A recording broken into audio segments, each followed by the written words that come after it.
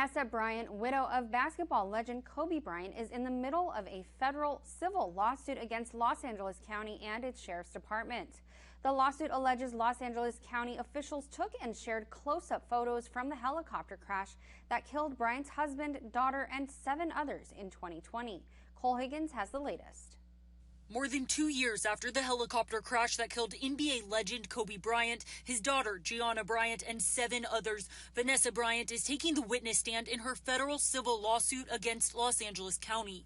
Friday, a tearful Bryant giving heartbreaking testimony, telling the court she now experiences panic attacks and anxiety over the possibility of seeing photos from the crash, recalling the moment she found out through an LA Times article that LA County Sheriff's deputies were sharing close-up images of her loved one's remains from the crash site.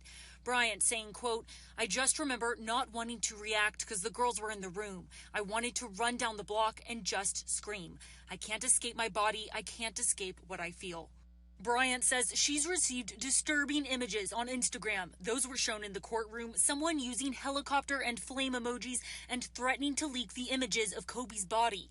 Vanessa Bryant is a co-plaintiff in this case, along with Chris Chester, who lost his wife and daughter in the same crash. And then when you talk about emotional distress, clearly Vanessa Bryant and the other plaintiffs are grieving the loss of their spouses and their children, but that grief turned to horror when you think about these photographs being spread to individuals outside of these law enforcement agencies. Sheriff Alex Villanueva testifying Friday that his highest priority was stopping those photos from getting out, but that he didn't know for certain whether the photos had all been deleted after he asked his deputies to do so.